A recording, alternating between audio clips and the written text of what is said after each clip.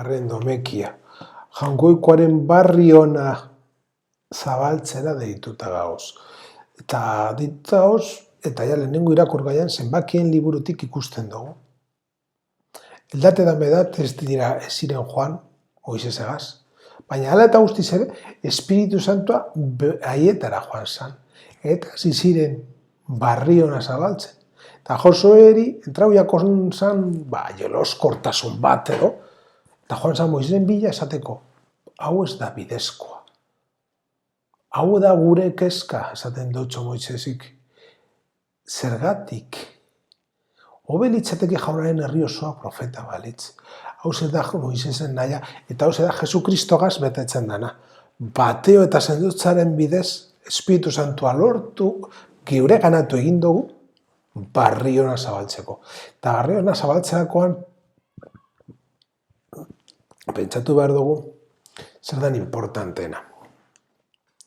Eta naiz eta oso importanteak izan, gauza materialak gure ondasunak ez dira helmuga bat, bidea baino, helmugaraino llegatzeko. Jesusen barri ona zenbat eta zabalagoa egoteko. Eta hau evangelioan be ikusten dugu. Eta evangelioa oso esanguratsu da geure komunidadeentzat. Neure antzekoa ez dana, naiz eta nire modukoa ez izan, barri ona zabaltzera deituta dago. Barri ona zabaldu eta bizi behar dago. Alkarrekin naiz eta ezberdintasunako. Aniztasuna beharrezkoa dalako, barri ona zabaltzeko.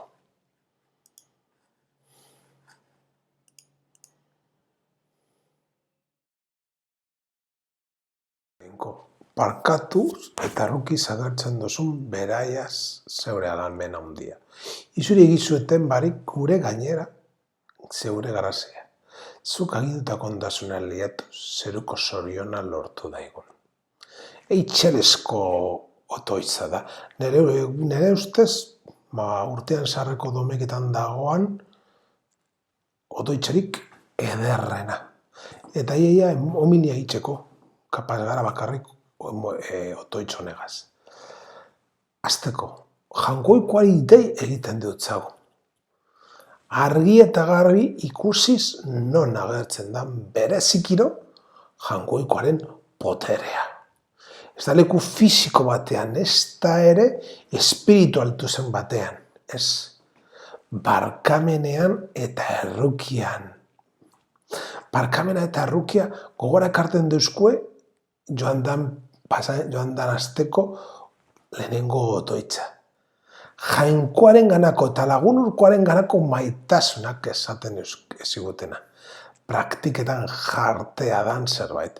Jainkoaren ganako eta lagunurkoaren ganako maitasun hori ezin da gauzatu, jaunagandik jasoten dugun barkamen eta errukirik barik.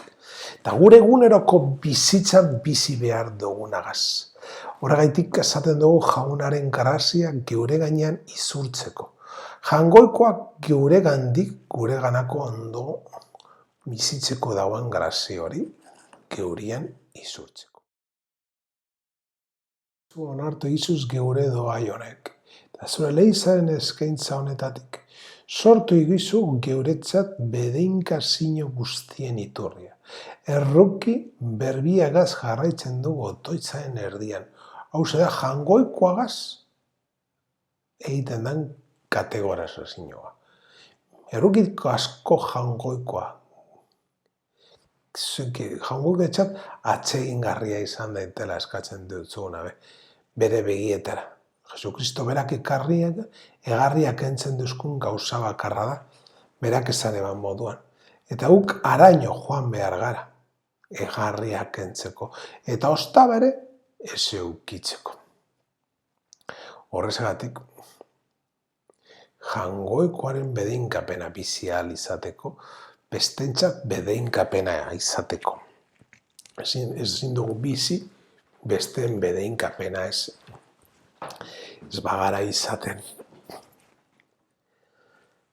Horrezagatik, jarraitu behar dugu, bedeinkapena jaso, munduan bedeinkapena izateko. Geure ahalmen handiaren egintza dana, gizaki hilkorrei jainkozko zure laguntza emotea, eta gure izate hilkorretik ataratzea atanbe osabidea. Holan gizon baten bidez galdua ziranak, beste gizon baten bidez izan ziren salbatuak. Zu Kristo gure jaunaren bitartez.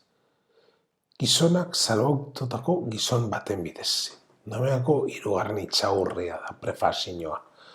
Eta oso ondo etorten da, gaurko lehenengo otoitzarekin bat egiteko. Jaungoikoak bereziki erakusten dagoelako bere ahalmena, parkamena eta rukia otoitzak esaten duzkun moduan, baina gure izaela aulari laguntzen duztan potere hori, profetak dinoskun bezala. Jaungoikoaren jainkotasunaren indarra da. Gure aulesirako erremedio hau ikusi baita. Erremedio eginda, geure izaeran bertan gutako bat bezala gorpuztutako. Izaera jankotiarret gizagizaen salbazioa egiteko. Kristo bera da gorpuztua. Jangoikoaren potere erakusten duzkunak, parkamena eta errukia. Eta gainera, jangoikoaren erreinuko santutasunak guztiok batzera egin behar dugun bidean erakusten duzkuna. Jakinik, jangoikoaren deia dugula santu izateko, zeure santuaren, zurea eta santun modua.